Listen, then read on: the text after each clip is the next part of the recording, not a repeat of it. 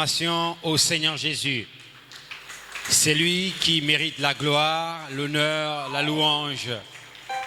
La Bible dit que tous ceux qui respirent louent l'Éternel. Et c'est pourquoi nous sommes là ce matin. C'est pour louer notre Dieu. Nous allons lire une portion d'écriture dans le livre de Psaumes. Prenons nos Bibles. Ceux qui savent lire peuvent ouvrir leur Bible. Dans le livre des Psaumes. Psaume chapitre 13, premier verset. Je veux que tout le monde soit à la page. Psaume chapitre 13, premier verset. Nous allons lire la parole du Seigneur. Psaume chapitre 13, premier verset. C'est un psaume très court. La Bible dit: jusqu'à quand, Éternel, m'oublieras-tu sans cesse? Jusqu'à quand me cacheras-tu ta face? Jusqu'à quand aurai-je des soucis dans mon âme et chaque jour des chagrins dans mon cœur? Jusqu'à quand mon ennemi s'élèvera-t-il contre moi? Verset 4. Regarde et repens-moi, Éternel, mon Dieu. Donne à mes yeux la clarté, afin que je ne m'endorme pas du sommeil de la mort. Afin que mon ennemi ne dise pas: je l'ai vaincu, et que mes adversaires ne se réjouissent pas si je chancelle. Moi, j'ai confiance en ta bonté. J'ai de l'allégresse dans le cœur à cause de ton salut. Je chante à l'Éternel, car il m'a fait du bien. Donnez une acclamation au Seigneur. Je chante à l'Éternel, car il m'a fait du bien. Est-ce que c'est votre sentiment ce matin? Chanter à l'Éternel, car il nous a fait du bien. Alors, asseyons-nous un moment. Nous sommes toujours dans notre démarche d'apprendre des petits cantiques pour pouvoir gonfler un peu le répertoire de l'école du dimanche, afin qu'on puisse avoir un répertoire propre à nous, des chants faciles à chanter, que nous pouvons chanter ici. Donc, dimanche passé, on avait appris quelques chants. Qui peut me rappeler? On avait appris des chants d'adoration, chants de louange. Qui peut me rappeler? Quel chant on avait vu dimanche passé? Oui? Le vent souffle à nouveau. Alors, qui peut entonner ce chant? Qui se souvient de ce chant? Le vent souffle à nouveau. Levez les mains. Alors, on va essayer de le chanter tout à l'heure en fa, peut-être, ou en si bémol, je ne sais plus. Alors, on va essayer de le chanter pour voir si vous vous souvenez encore du temps, du chant. Le vent souffle à nouveau. Oui, le vent souffle à nouveau. Bon, déjà, je vais vous apprendre comment on doit battre les mains. La Bible dit que tout ce qui respire loue l'Éternel. Nous ne venons pas ici pour rester froid, tiède, triste. Non, nous venons à l'église, c'est pour être chaud, pour chanter, pour louer l'Éternel. Nous venons ici pour louer l'Éternel avec tout ce que nous avons. Même les animaux des champs le matin, les oiseaux du ciel, vous les entendez chanter. Nous qui sommes dotés d'une âme, faite à l'image de Dieu, nous devons louer le Seigneur avec tout ce que nous avons. Donc je vais vous apprendre comment il faut battre les mains. Ça c'est très important. Alors, voici comment nous allons battre les mains pour qu'effectivement nous puissions chanter de manière harmonieuse. Le vent souffle à nouveau.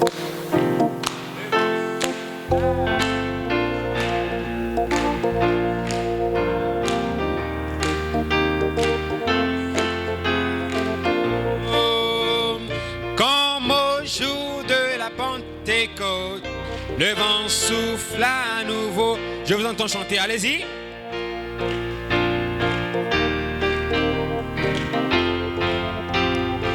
On se lève et on chante. Vent souffle à nouveau. Le vent souffle à nouveau. Oui, le vent souffle à nouveau. Oui, le vent souffle à nouveau. Je ne vous entends pas chanter.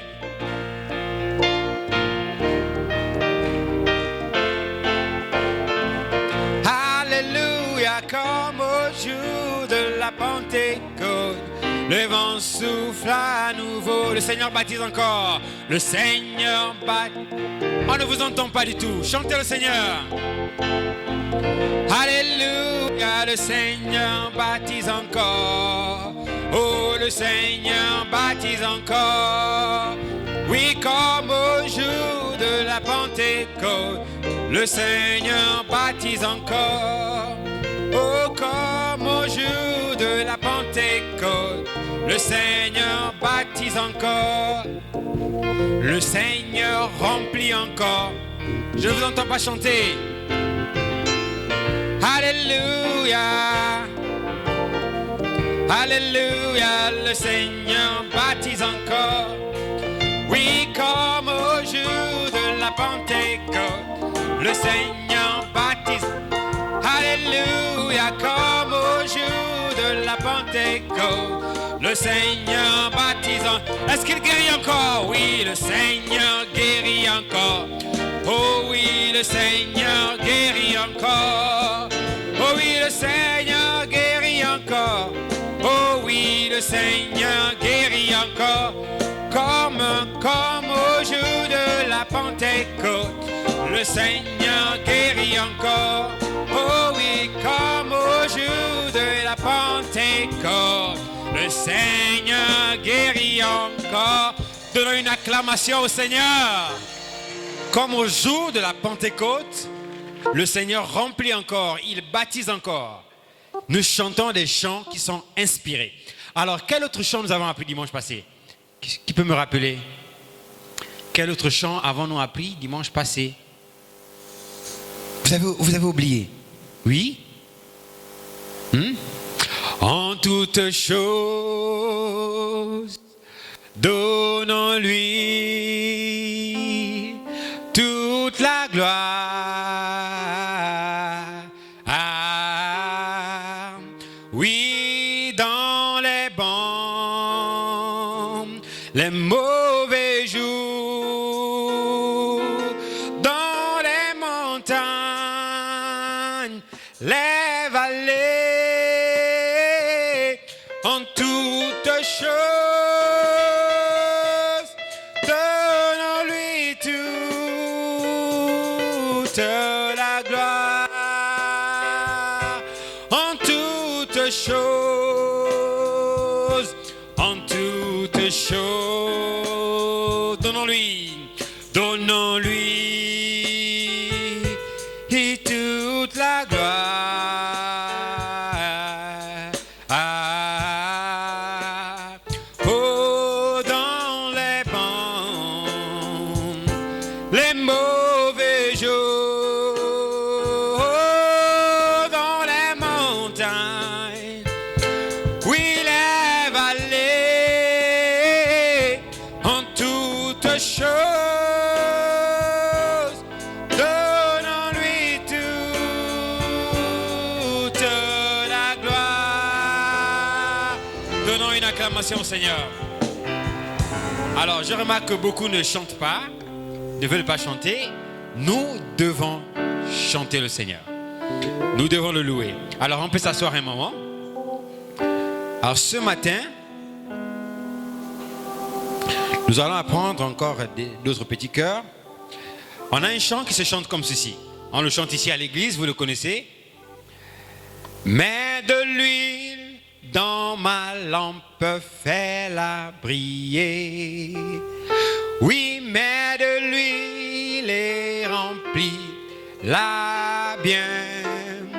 Oh, mets de l'huile dans ma lampe, fais-la briller. Oui, fais-la briller jusqu'au matin. C'est tout. Mets de l'huile dans ma lampe. La lampe, c'est qui? C'est le croyant. C'est toi, c'est moi. Nous sommes une lampe. Et l'huile, c'est quoi? L'huile, c'est le Saint-Esprit. Mets de l'huile dans ma lampe. Autrement dit, que Dieu remplisse ton âme du Saint-Esprit. Et fais-la briller. Il dit que vous êtes le sel de la terre. Vous devez briller. Nous sommes les lumières. Nous sommes les fils de la lumière. Donc, mets de l'huile dans ma lampe et fais-la briller jusqu'au matin. Un des chants. Mets de l'huile dans ma lampe, fais-la briller. Oui, mets de l'huile et remplis-la bien. En bas les mains. Oui, mets de l'huile dans ma lampe, fais-la briller. Oh, fais-la briller jusqu'au matin. Oui, mets de l'huile. On se lève. Dans ma lampe, fais-la. Oui, mets de l'huile et remplis-la. Oh, alléluia, mets de l'huile dans ma lampe, fais-la briller. Alléluia, fais-la briller jusqu'au matin. Oh, chante Hosanna, chante Hosanna, chante Hosanna, chante Hosanna pour le roi des rois. Oh, chante Hosanna, chante Hosanna, chante Hosanna pour le roi des. Nous chantons, chante Hosanna, chante Hosanna, chante Hosanna pour le roi des rois. On chante tous ensemble.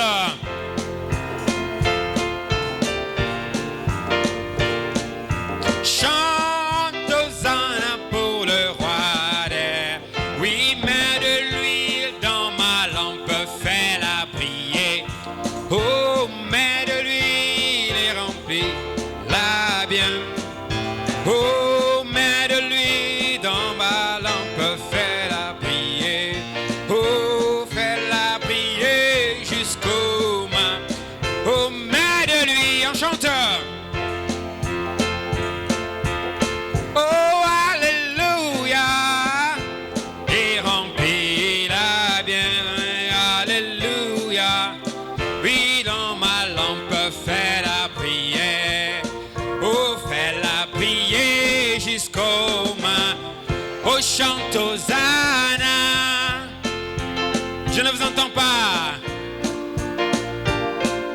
Chante Hosanna pour le roi des rois. Chante, glory. Oh, chante Hosanna, chante Hosanna pour le roi des. Oh oui, chante Hosanna. Oh oui, chante Hosanna pour le roi des rois. Chante Hosanna, chante Hosanna, chante Hosanna pour le roi des rois. Est-ce que ce n'est pas glorieux? Donnons une acclamation au Seigneur. Alors ça, c'est un nouveau chant qu'on va apprendre. On vient d'apprendre, on le chantera régulièrement à l'école du dimanche. On a également un autre petit chœur que je vais vous apprendre ce matin. Asseyez-vous un moment. On va apprendre comme ça des petits chants très courageux, faciles à chanter. Alors, on le chante comme ceci. J'ai un appel éternel, un appel pour le ciel. Non, non, rien. Oh non, non, rien ne pourra m'empêcher d'être exaucé. J'ai un appel éternel, un appel pour le ciel. Oh non, non, rien. Oh non, non, rien ne pourra m'empêcher d'être exaucé. Oh, j'ai un appel éternel, un appel pour le ciel. Non, non, rien. Oh non, non, rien ne pourra m'empêcher d'être exaucé. Oui, j'ai un appel éternel, un appel pour le ciel. Non, non, rien.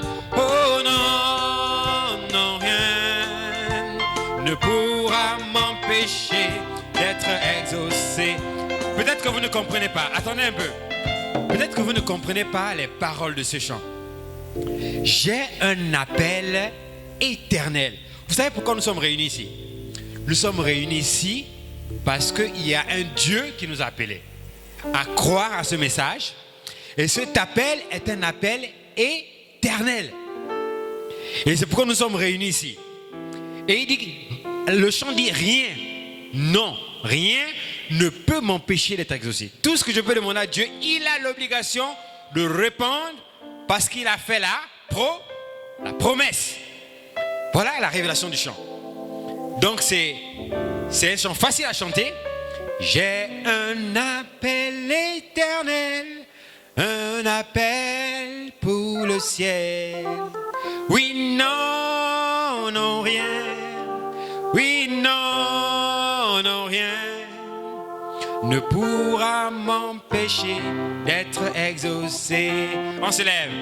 Oh oui, j'ai un appel éternel. En bas les mains. Un appel pour le ciel. Oh non, non, rien. Oh non, non, rien. Oui, ne pourra m'empêcher d'être exaucé. Oui, j'ai un appel. Oh, un appel pour le ciel. Non, non, rien. Oh, non, non, rien. Oui, ne pourra m'empêcher d'être exaucé. Oh, j'ai un appel, j'ai un appel. Je vous entends pas chanter. Appel pour le ciel. Oui. Oh oui, ne pourra m'empêcher d'être ex. Oh, j'ai un appel éternel, un appel pour le glory. Oh non, non, rien. Oh non, non, rien. Oh, ne pourra m'empêcher d'être ex. Oh oui, j'ai un appel éternel, un appel pour le ciel. Oh non, non, rien. Oh non, non, rien ne pourra m'empêcher d'être exaucé. Oui, mets de l'huile dans ma lampe, fais-la briller. Mets de l'huile et remplis-la bien. Oh, alléluia, mets de l'huile dans ma lampe, fais-la briller. Oui, fais-la briller jusqu'au matin. Oui, chante Hosanna, chante. Oh, chante. Chantons encore le dimanche. Chante Hosanna pour le roi des rois. Oh, chante Hosanna. Chante Hosanna. Chante Hosanna pour le roi des rois. Donnons une acclamation au Seigneur. Alors, nous sommes en quelle gamme là? On peut descendre d'un temps ou d'un demi-temps. Alors, je vous apprends un dernier petit chœur et nous allons nous arrêter. Alors, on le chante comme ceci. Nous verrons le roi. Nous verrons le roi. Nous verrons le roi ce jour-là. Il vient dans la puissance de sa grande résurrection. Oui, nous verrons le roi ce jour-là. C'est tout. Facile à chanter. Oh, nous verrons le roi. Oh oui, nous verrons le roi. Nous verrons le roi ce jour-là. Il vient dans la puissance de sa grande résurrection. Oh, nous verrons le roi ce jour.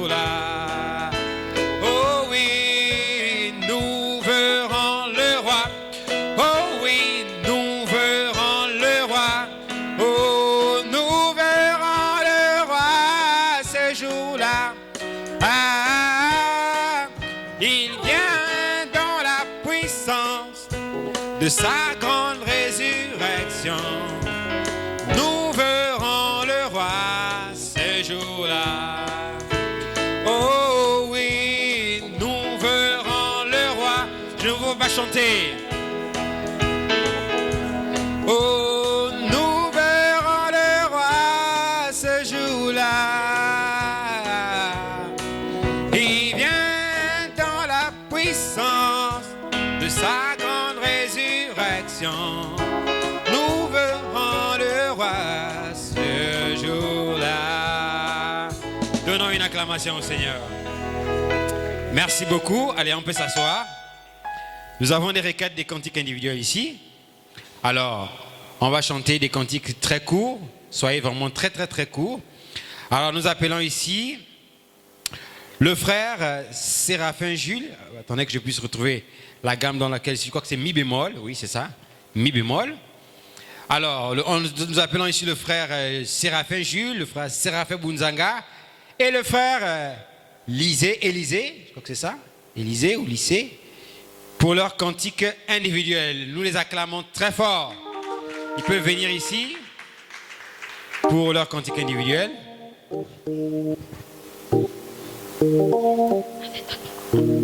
Chant, épouse du Seigneur Jésus-Christ, nous voulons chanter pour la gloire de notre Dieu.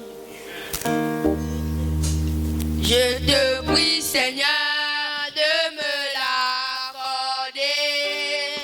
Je te prie, Seigneur.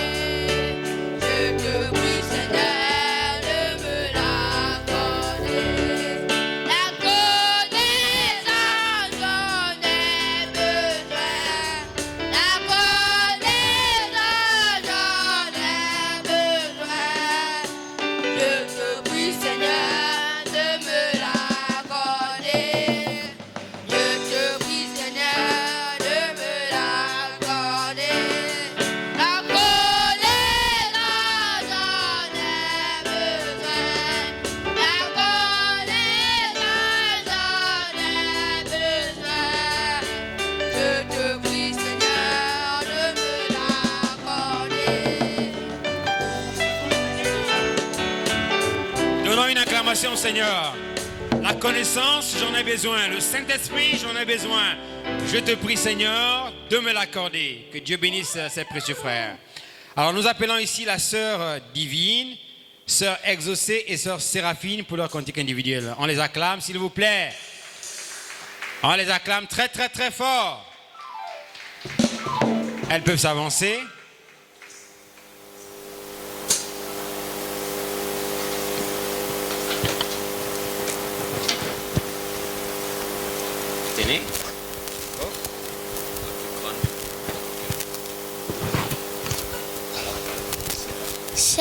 Shalom, l'épouse de Jésus-Christ, on me chantait pour la gloire de mon Dieu. Il est le puissant d'Israël.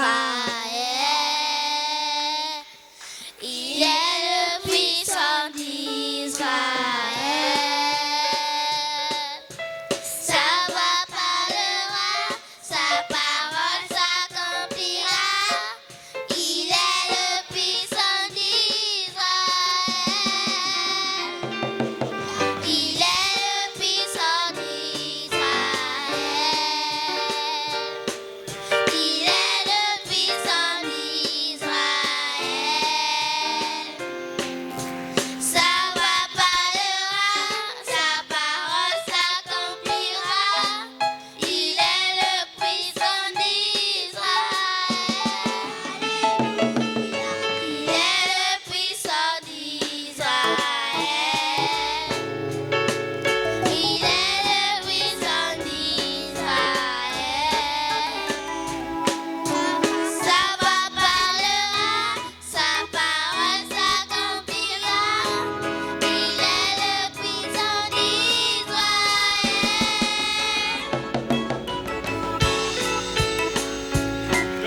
acclamation au Seigneur, n'est-ce pas merveilleux?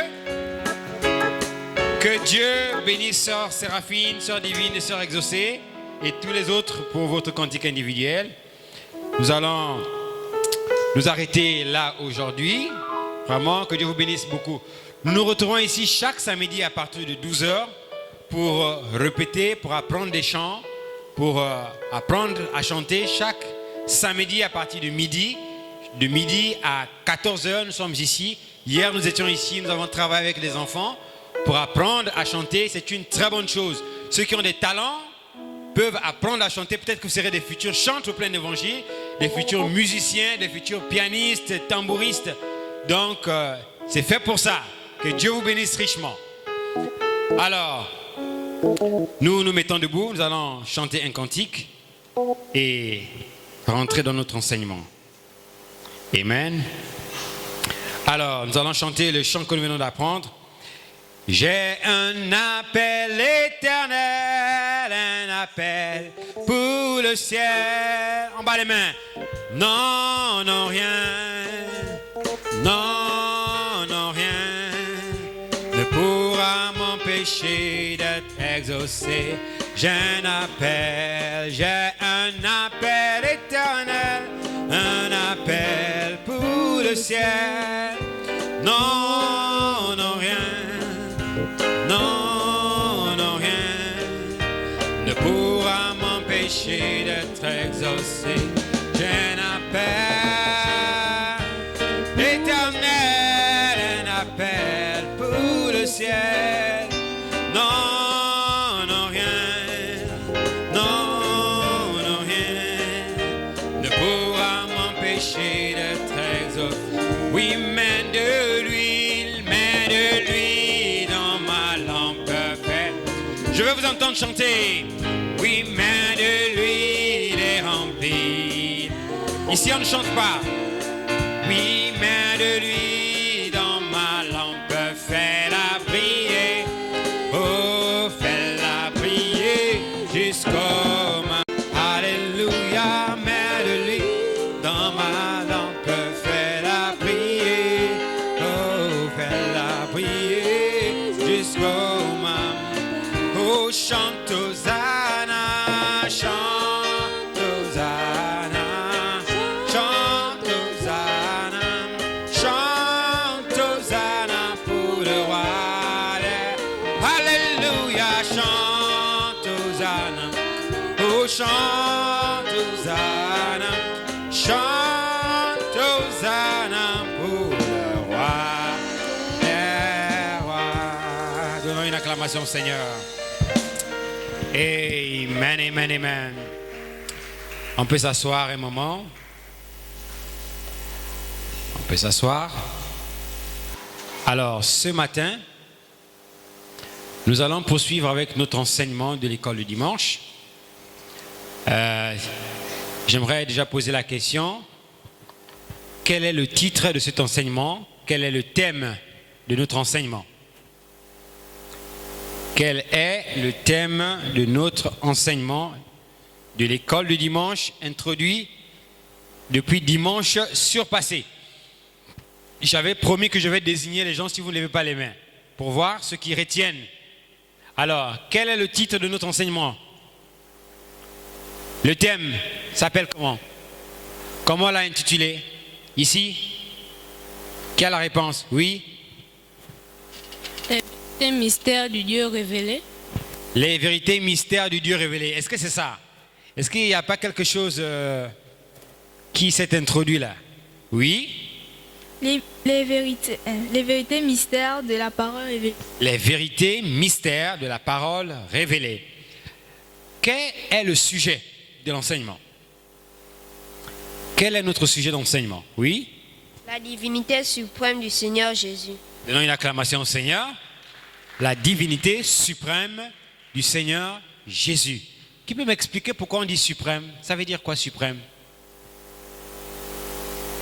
Pourquoi on dit divinité suprême? Ça veut dire quoi le mot suprême? Oui? Parce qu'il dirige tout le monde. Il dirige tout le monde. Quoi d'autre? Une autre réponse? Oui? Parce que cette divinité est au-dessus de toutes les... Donnons une acclamation au Seigneur. Parce que cette divinité est au-dessus de toutes les autres divinités. C'est pourquoi nous disons divinité suprême. Alors, quelle est la leçon que nous voyons? Quel est le titre de notre leçon? On a vu le thème, on a vu le sujet, mais quelle est la leçon? C'est-à-dire que ce que nous devons retenir à la fin de cet enseignement. Quelle était la leçon? Oui. C'est Dieu a 3 desseins dans sa pensée. Dieu avait 3 desseins dans sa pensée éternelle. Acclamons très fort le Seigneur. Dans son plan de salut pour l'homme, Dieu avait 3 desseins. Qui peut m'expliquer ce qu'est un dessein? Ça veut dire quoi un dessein? Dieu avait un dessein. Ça veut dire quoi? Ici, qui a la réponse? Personne. Ici, personne ne répond. Oui? Un dessein est une intention d'exécuter quelque chose. Un dessein, c'est une intention d'exécuter quelque chose. Ça, c'est très bien, c'est une bonne réponse. Quoi d'autre encore? C'est encore quoi un dessein? On a dit que c'est quoi d'autre? Oui, bien-aimé? Le dessin, c'est un plan. Le dessein, c'est un plan. Acclamons très fort le Seigneur. Un dessein, c'est un plan. Ça veut dire que Dieu avait un plan. Quelque chose qu'il voulait faire. Et donc ce plan-là, ce plan-là était son intention. Quoi d'autre? On a dit que le dessein, c'est aussi quoi? Il y a une 3e chose qu'on a ajoutée. Je vais donner la parole à ceux qui n'ont pas encore parlé. Oui? On a dit que le dessein, c'est un but. Acclamons très fort le Seigneur. On a aussi dit que le dessein, c'est un but à atteindre. Je vais arriver quelque part, je vais arriver à Ngonje. C'est ça mon objectif. Mon but, c'est d'arriver là-bas. C'est ça mon dessein. Alors, première diapositive, on va revenir. Est-ce que la régie est là? Est-ce que la régie est là? D'accord. Bien. Donc, je pense qu'on s'était arrêté. Alors, sur les 3 desseins, qui peut nous rappeler quel était le premier dessein de Dieu? Quel était le premier? Pourquoi ce sont toujours les mêmes qui lèvent la main et les autres ne font rien? Vous ne venez pas ici pour vous asseoir, oui. C'était de s'identifier à l'homme. Acclamons très fort le Seigneur. Le premier dessein de Dieu, c'était de s'identifier à l'homme. Mais ça veut dire quoi s'identifier à l'homme? On a expliqué ça, ce que ça veut dire. Qui peut m'expliquer? Et qui était cet homme auquel Dieu devait s'identifier? Ça veut dire quoi s'identifier à l'homme? Et qui est cet homme auquel Dieu devait s'identifier? Oui? Cet homme, c'est Jésus. Cet homme, c'est Jésus. Acclamons très fort le Seigneur. Donc, Jésus était un homme. J'avais donné un devoir à faire à la maison. Qui a fait? Levez les mains. Levez les mains, tous ceux qui ont fait le devoir. J'ai donné un travail de recherche à faire avec les parents. Pourquoi les autres n'ont pas levé les mains? Pourquoi vous n'avez pas fait? Pourquoi vous n'avez pas fait le devoir? Tous ceux qui n'ont pas fait, mettez-vous debout. Tous ceux qui n'ont pas fait, mettez-vous debout. Tous ceux qui n'ont pas fait, debout. Tous ceux qui n'ont pas fait, debout. Voilà. Voilà les mauvais élèves de l'école du dimanche. Donnons d'abord une acclamation à tous ceux qui ont fait. Une très forte acclamation à tous ceux qui ont fait le devoir. Tous ceux que vous voyez debout là, c'est des paresseux. Ils ont passé toute la journée, toute la semaine, à bavarder, à faire n'importe quoi. Ils n'ont pas fait le devoir qu'on a demandé. Donc, je vais rencontrer les parents et dimanche prochain, on va vous convoquer au conseil des diacres. Vous allez expliquer aux diacres, aux moniteurs, pourquoi vous ne faites pas le devoir de maison. Alors, qui a fait? Levez les mains. Très bien.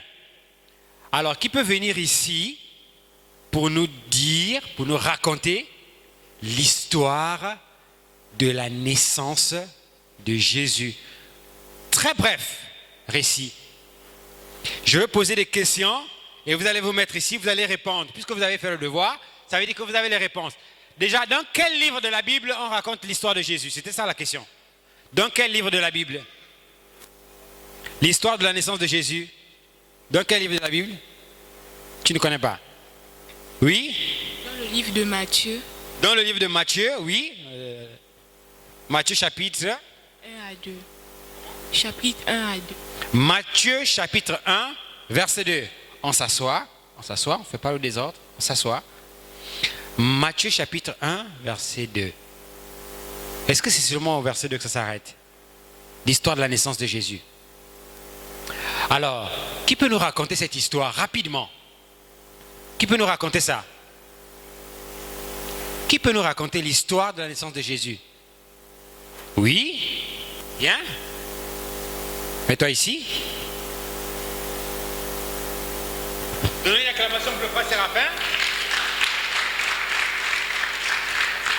Jésus étant né à Bethléem, en Judée, au temps du roi Hérode, voici des mages, l'image d'Orient, arrivèrent à Jérusalem et diront: où est le roi des Juifs qui vient de naître? Car nous avons vu son étoile en Orient et nous sommes venus pour l'adorer. Donnons une acclamation au Seigneur. Donc, dès la naissance de Jésus, il y a eu des mages. Des mages, c'est comme des prêtres. Des gens qui observaient la nature, qui observaient les astres, les étoiles, qui savaient interpréter, analyser les signes du ciel. Et qui savaient qu'il devait avoir un Messie qui devait naître. Et ces mages-là, c'est un peu comme aujourd'hui avec les astrologues qui regardent les étoiles et qui interprètent les signes de la nature. Eux, ils observaient ça. Et ils ont vu une étoile. Qu'est-ce qui a annoncé la naissance de Jésus? C'était quoi? Une étoile. Une étoile dans le ciel a brillé vers l'Orient. Et ces mages-là ont suivi le déplacement de cette étoile jusqu'à ce qu'ils sont arrivés en Judée. Et ils ont vu,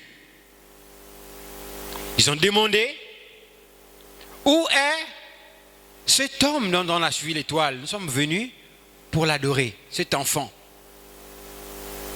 Ils ont voulu rencontrer la personne dont ils ont suivi l'étoile. Et ils sont arrivés et Jésus venait de naître. Il était encore un bébé, un enfant. Ils ont déposé des présents. Quels étaient ces présents pour ceux qui ont lu la Bible? Il y avait trois présents. Pour ceux qui ont lu, ceux qui ont fait le devoir. Quels étaient les présents que les mages ont apportés à la naissance de Jésus? Voilà, il n'y a personne qui répond. Oui? Quels étaient les présents? Ils ont apporté des cadeaux à la naissance de Jésus. Quels étaient ces présents? Oui? Ils ont amené les offrandes. Des offrandes, mais ces offrandes-là, c'était quoi? Qui connaît la réponse? Qui a lu? Oui?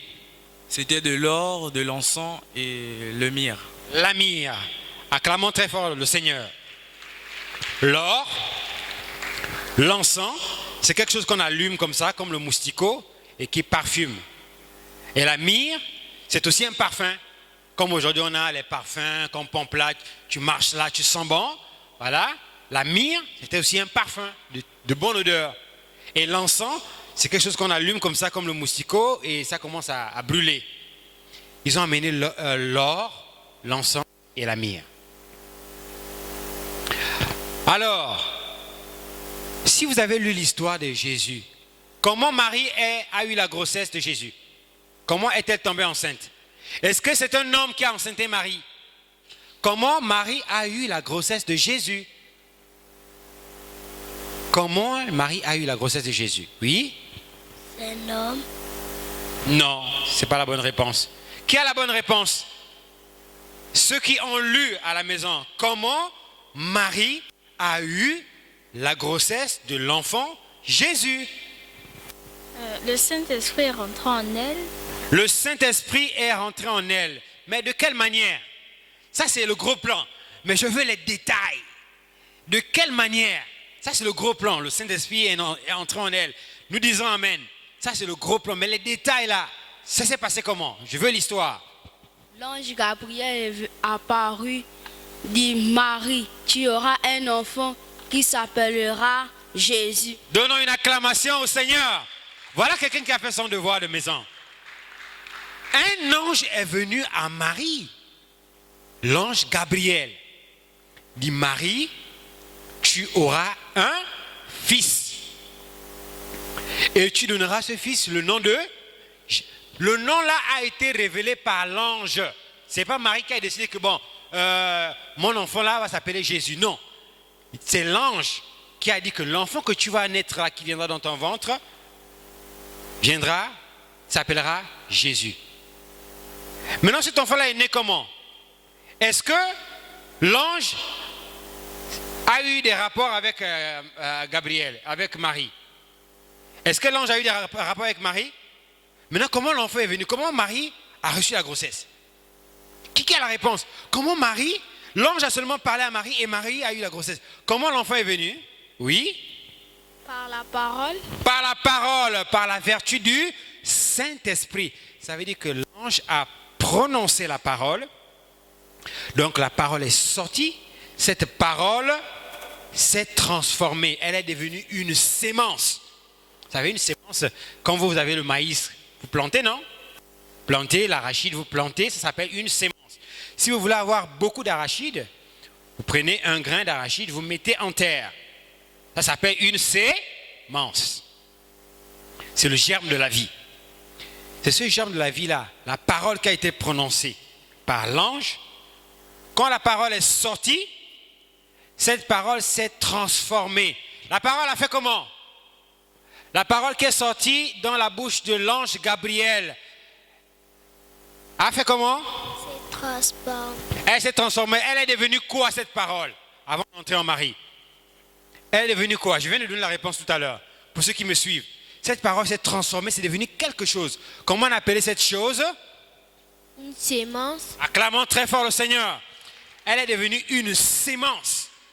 Et c'est cette sémence-là qui a été mise en Marie par la puissance du Saint-Esprit. Par la puissance du Saint-Esprit. La Bible dit par la vertu. Et le mot vertu veut dire puissance. Le mot vertu veut dire quoi? Le mot vertu veut dire quoi? Nous avons la stature de l'homme parfait, la foi, la vertu. La vertu, ça veut dire la puissance. Donc par la vertu du Saint-Esprit, ça veut dire par la puissance du Saint-Esprit. La parole s'est transformée, elle est devenue une sémence. Elle est entrée en Marie. C'est là que le bébé s'est formé. Le bébé s'est formé dans le ventre de Marie. À ce moment-là, Marie était fiancée. Comment on appelait le fiancé de Marie? Ah, là, je veux voir ce qu'ils lisent la Bible. Marie avait un fiancé, un amoureux. Elle avait un amoureux. Son amoureux là s'appelait comment? Je donne la parole à ceux qui n'ont pas encore parlé.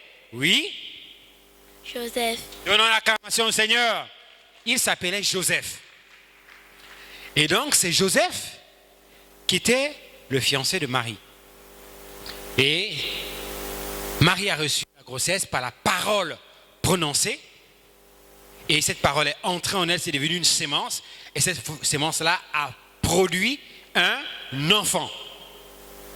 Et l'enfant a grandi dans le ventre jusqu'à ce qu'il est né. Il est devenu un petit garçon. Il jouait peut-être même aux billes, tout ça.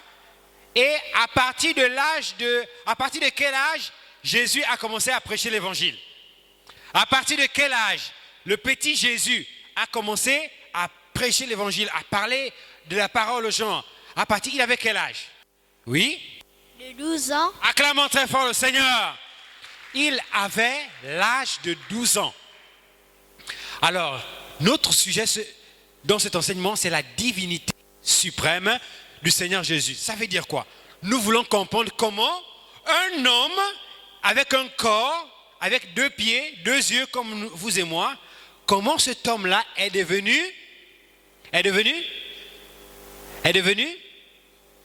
Dieu. Comment cet homme-là est devenu Dieu, comment la divinité est entrée en lui. Maintenant, je vous pose la question. Jésus a marché 12 ans, 13 ans, 14 ans, 15 ans, 16 ans. Il a grandi. Il a commencé à faire des prodiges, des miracles. Il a fait plein de choses. Et le grand jour est arrivé, le jour de son baptême. Qui peut me dire quel est le prophète qui a baptisé Jésus? Je vous ai demandé de lire l'histoire. Il y a un prophète qui était sur la terre qui préparait la venue de Jésus. Avant que Jésus n'arrive, il demandait aux gens, aplanissez les sentiers, préparez-vous, le Messie arrive.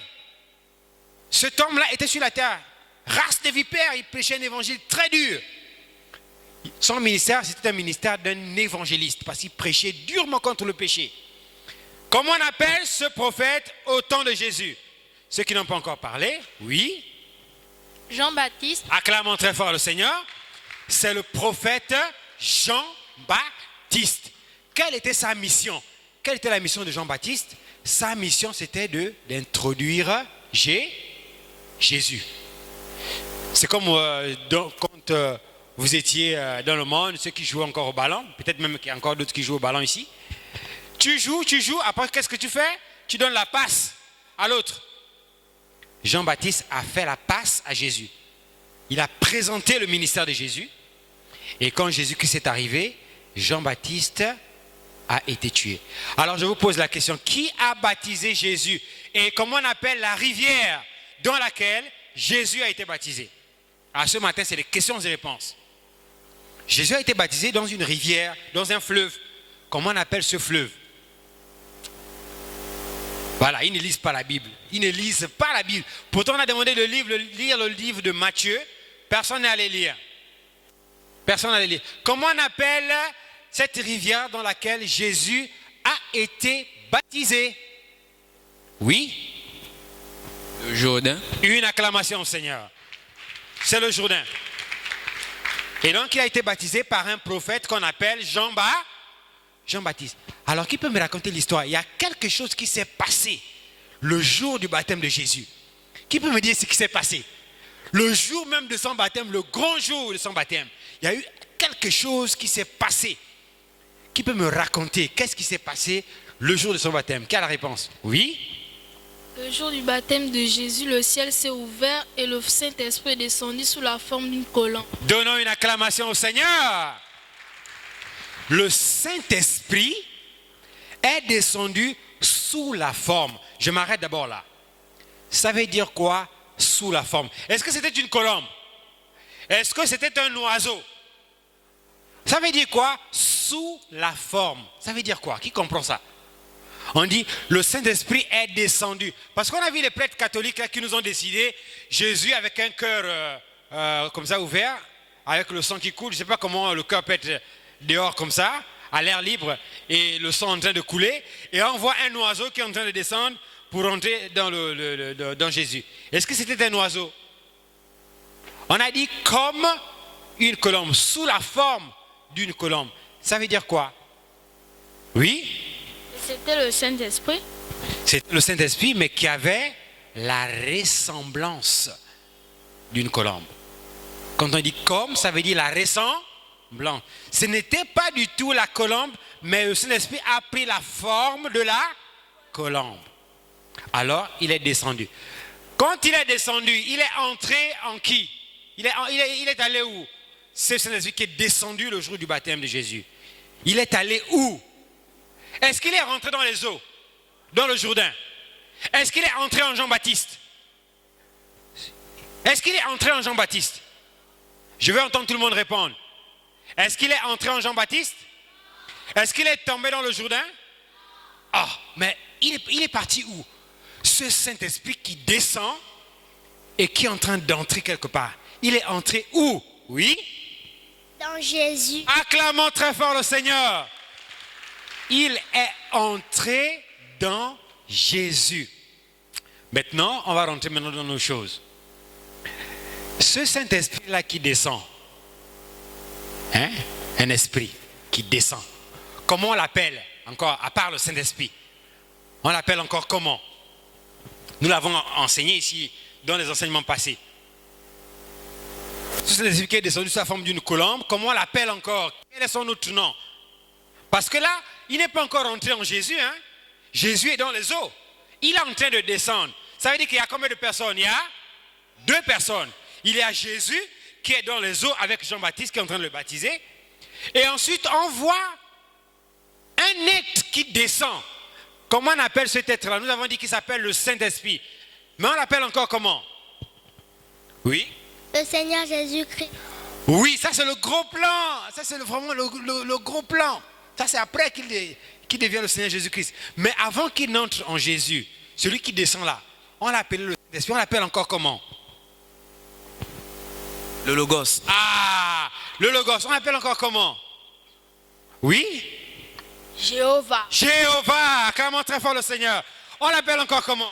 La colombe de feu. La colonne de feu. Comment encore? Elohim. Elohim. Acclamons très fort le Seigneur. Celui qui est descendu là, c'est Elohim. Le mot Elohim a une signification. Elohim veut dire celui qui n'est pas créé, celui qui existe par lui, par lui-même. Vous et moi, nous avons été créés par Dieu, n'est-ce pas? Alors qu'Elohim, lui, il n'a été créé par personne. Il n'a ni commencement de vie, ni fin de jour. C'est pourquoi dans Genèse 18, nous l'appelons le grand Melchisédek. Parce que c'est lui qui n'a pas de commencement ni de fin. Donc c'est Elohim qui descend. Il est entré en Jésus. Alors depuis ce jour-là, Jésus et Elohim sont devenus 2 personnes. Oui ou non? Est-ce que c'est vrai? Est-ce qu'ils sont devenus 2 personnes? Est-ce que Elohim et Jésus sont devenus 2 personnes? Ils sont devenus combien de personnes? Elohim et Jésus sont devenus combien de personnes? 3 personnes. Non, mauvaise réponse. Ils ne sont pas devenus 3 personnes, mon bébé. Pas du tout. Alors, ils sont devenus combien de personnes? Il y a même des gens qui n'ont pas encore parlé depuis ce matin. Ils sont devenus combien de personnes? Oui? 1 personne. Acclamons très fort le Seigneur. Ça, c'est le grand mystère de la divinité suprême du Seigneur Jésus. C'est le mystère de l'union entre le Père, qui est Elohim, qui est Jéhovah, qui est l'Éternel, qui est le Seigneur des Seigneurs, qui descend et qui entre en Jésus. Et le Père, qui est Jéhovah, et Jésus-Christ, qui est le Fils, sont devenus un. C'est depuis ce jour-là que Jésus-Christ est devenu Dieu. C'est-à-dire le corps qui était sur la terre s'est uni à la divinité. Ils sont devenus une seule et même personne. Philippe est en train de... Il est là. Philippe... Jésus-Christ parle en parabole. Celui qui croit en moi, qui croit en celui qui m'a envoyé à la vie éternelle. Il ne vient pas en jugement. Il est passé de la mort à la vie. Tout ça. Tout ce que je fais, c'est pas moi qui le fais. C'est le Père qui est en moi qui le fait. Philippe, qui était avec Jésus, était agacé, il était fatigué. Philippe dit, mais Seigneur, tu es là, tu nous parles, le Père, c'est pas moi qui fais les œuvres, c'est le Père. Seigneur, nous sommes fatigués. Montre-nous seulement le Père, et cela nous suffit. C'est Philippe qui pose la question à Jésus. Il dit, montre-nous le Père, et cela nous suffit. Jésus se retourne vers Philippe. Il dit, quelle est la réponse que Jésus a donnée à Philippe? Qui a déjà lu le passage là dans la Bible? Quelle est la réponse que Jésus a donnée à Philippe quand Philippe dit, Seigneur, montre-nous le Père et cela nous suffit. On va arrêter de te poser trop de questions, tout ça. C'est pas moi qui fais les œuvres, c'est le Père. Quelle est la réponse que Jésus donne à Philippe? Quelle est la réponse? Oui? Il a dit, celui qui me voit a déjà vu le Père. Celui qui m'a vu a vu le Père. Depuis que je suis avec vous, tu ne m'as pas connu, Philippe. Ne sais-tu pas que je suis dans le Père et le Père est en moi? Alors, écoutez attentivement ce que je vais dire là. Je vais lâcher ce qu'on appelle un tonnerre. Je vais vous lâcher ce qu'on appelle un tonnerre. Oui, à l'école du dimanche, on va aussi écouter les tonnerres. Alors, comment on appelle le passage entre le Père qui se déverse dans le Fils? Dans le langage du message, quand vous allez entendre ça, même quand le pasteur va prêcher ici, quand il dira que Dieu, Elohim, Jéhovah, l'Éternel, c'est Kénosé. Kénosé. Ça veut dire que c'est tout Dieu qui se déverse. Vous savez, quand vous prenez un gobelet, vous tous ici, vous buvez les jus, non? Hein? Vous buvez les jus. Quand vous ouvrez la bouteille de coca, vous prenez le verre, vous faites quoi? Vous déversez le jus dans le verre. Vous déversez le jus dans le verre et après, le jus est fini. Est-ce qu'il y a encore quelque chose dans la bouteille? Non, le jus est fini. Ça veut dire que le Dieu qui était dans le Père s'est vidé. Qui a compris? Qu'est-ce que je viens de dire? Vous me regardez là, vous ne suivez pas. Qu'est-ce que je viens de dire? Le Dieu qui était dans le Père s'est vidé. Ça veut dire qu'il s'est supprimé. Il s'est déversé dans le Fils. Ce déversement-là, nous l'appelons ça, dans le langage du message, la kénose. Dieu s'est kénosé. Il s'est déversé pleinement dans le Fils. Alors, le Père et le Fils sont devenus un. Donnons une acclamation au Seigneur. Qui a compris le grand mystère de la divinité du Seigneur Jésus? Qui a compris comment le Père et le Fils sont devenus un? Bien, alors évoluons. Jésus a évolué dans son ministère. Le Père était en lui, n'est-ce pas? Le Père était en lui, il a travaillé, il a fait des miracles, il a accompli la parole. Maintenant arrive le jour où Jésus doit être crucifié. Parce que les Juifs pour lesquels il est venu ne l'ont pas reconnu. Ils l'ont rejeté. Ils n'ont pas cru en lui en tant que Messie. Ce que nous appelons l'œuvre de la rédemption. Rédemption, le mot rédemption, ça vient du verbe rédempter. Le verbe rédempter, ça veut dire sauver. Le verbe rédempter veut dire quoi? Voilà, il y en a qui ne suivent pas. Le verbe rédempter. La rédemption vient du verbe rédempter. Rédempter veut dire quoi? Oui? Rédempter veut dire sauver. Rédempter veut dire sauver, acclamons très fort le Seigneur. Donc la rédemption, c'est le salut, le plan de salut de Dieu pour les hommes. C'est ça la rédemption. C'est le fait que Dieu ait sauvé l'humanité. Jean 3,16. Celui qui croit en moi et qui croit à celui qui m'a envoyé a la vie éternelle. Il ne vient point en jugement, mais il est passé de la mort à la vie. C'est ça la résurrection. La résurrection, c'est le passage de la mort à la vie. Donc quand nous croyons à la parole, nous sommes ressuscités par l'évangile. L'évangile a la puissance de résurrection, de transformer l'âme qui pêche, qui vole, qui ment, qui triche, qui drague les copains à l'école, qui triche à l'école. L'âme là qui fait des choses qui sont mauvaises, eh bien, la parole, qui est Jésus, a la capacité de transformer l'âme pour que cette âme puisse être soumise à la parole. Et ce passage s'appelle la résurrection. Alors, suivez-moi attentivement. Levez les mains pour voir ceux qui suivent. Nous avançons dans le mystère. Jésus arrive à la fin de son ministère. Les Juifs vont le tuer. Ils vont essayer de le tuer parce qu'il prêchait durement et ils ne croyaient pas en lui. Ils ont dit, nous on ne croit pas en toi, tu es un blasphémateur. Comment tu peux dire que tu es le Fils de Dieu? Et tu dis même que tu es Dieu. Alors, ils l'ont amené pour le tuer. Le jour, ils venaient le chercher pour l'amener à Golgotha. Golgotha, suivez ici. Golgotha, c'était un lieu où on crucifiait les gens. C'est pourquoi le mot Golgotha veut dire le lieu du crâne. C'est là où on crucifiait les gens. Alors, à Golgotha, pendant que Jésus est sur le point d'aller à Golgotha, dans la nuit, il se retrouve dans un jardin. Comment on appelait ce jardin-là? Il était en train de prier toute la nuit parce que demain, on devait l'amener pour le crucifier. Il priait. Il était dans un lieu qu'on appelait, c'était un jardin. Ce jardin-là s'appelait le jardin de Gethsémane.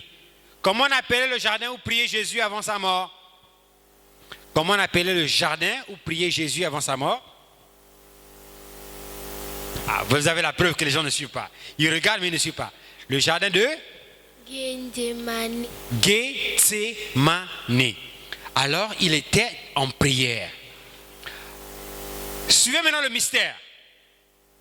Pendant qu'il est en train de prier dans le jardin de Gethsémane, alors que le lendemain, il va être crucifié à Golgotha, qui était un lieu de malédiction, parce que l'Écriture disait, maudit soit celui qui est crucifié à la croix.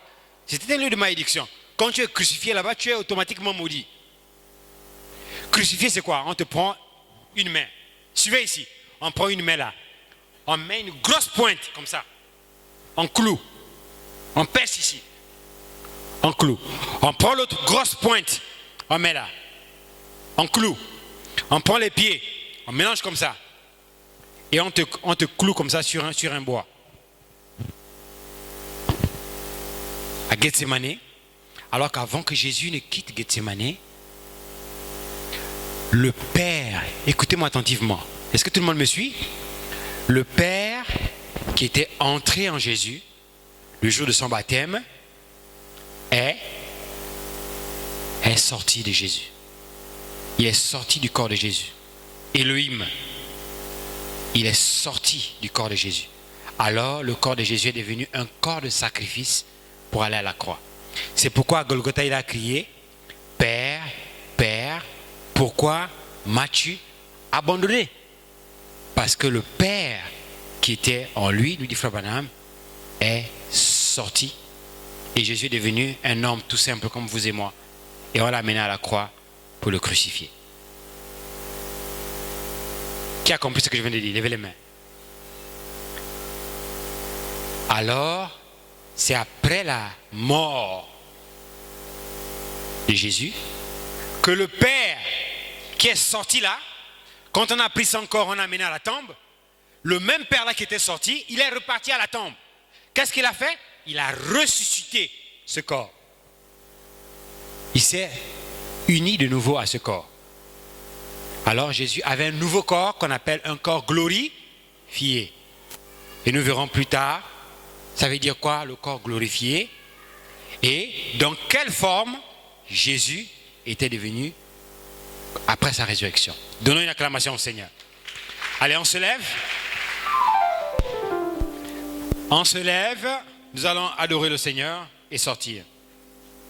Gloire à l'agneau. Gloire à l'agneau. Gloire à l'agneau de Dieu. Oh, il est ressuscité, il triomphe toujours, il est ressuscité. Amen. Oh, oh, gloire à l'agneau. Oh oui, gloire à l'agneau. Oh, gloire à l'agneau de Dieu. Oh. Disons un mot au Seigneur, on ferme les yeux. Remercions le Seigneur ce matin pour sa parole et de nous avoir amenés dans sa maison pour écouter sa parole. On ferme les yeux et on prie le Seigneur. Dieu Tout-Puissant, Seigneur Jésus, toi qui es l'auteur de cette parole, Seigneur, tu es le Dieu qui nous a donné la révélation ce temps du soir de ce grand mystère de la divinité suprême du Seigneur Jésus. Le grand mystère des mystères. Seigneur, la connaissance de ces choses nous donne, Seigneur Jésus-Christ, le pouvoir sur Satan. La connaissance de ces vérités mystères nous donne le pouvoir de dominer nos ennemis. C'est pourquoi ouvre l'entendement spirituel de ces enfants, afin qu'ils puissent saisir ces choses, Seigneur Jésus. Ces choses cachées du royaume, Seigneur Jésus-Christ, afin afin qu'ils puissent avoir la connaissance, Seigneur Jésus-Christ, et la révélation du Dieu qu'ils adorent. Nous n'adorons pas un Dieu historique, Seigneur. Nous adorons un Dieu qui est mort et qui est ressuscité et qui vit aujourd'hui éternellement, Seigneur. Tu es le glorieux Saint-Esprit et tu es ici, Seigneur. Je te recommande ces enfants, Seigneur Jésus. Je te recommande leur semaine, Seigneur. Que ton ange puissant puisse marcher avec chacun d'entre eux. Que tu les préserves du mal, Seigneur Jésus. Que toi, le glorieux Saint-Esprit, que tu les caches dans le creux du rocher et qu'ils soient cachés en toi, Seigneur Jésus. Oh Dieu Tout-Puissant, dans cette génération mauvaise, Seigneur, que ton ange marche avec chacun d'entre eux, Seigneur Jésus. Nous les remettons à toi. Alors que nous avons terminé ce service, bénis la suite du service, Seigneur. Bénis la suite de la réunion, Seigneur Jésus. Reçois la louange, reçois la gloire, reçois les acclamations, parce que tu es Dieu. Au nom du Seigneur Jésus-Christ, nous prions. Amen et amen. Nous allons chanter, prendre les offrandes et sortir. Amen. Nous verrons le roi. Oui, nous verrons le roi. Oh, nous verrons le roi ce jour-là. Il vient dans la puissance de sa grande résurrection. Oh, nous verrons le roi ce jour-là. Oh oui, nous chantons, nous verrons le roi. Nous verrons le roi. Verrons le roi ce jour-là. Il vient dans la puissance de sa grande résurrection. Oh, nous verrons le roi ce jour-là. Oh, we shall see the King. Oh, we shall see the King. Oh, we shall see the King through the come. He is coming in the power, His resurrection power. Oh, we shall see the King through the come. Oh, we shall see the King. We shall see the King. We shall see the King.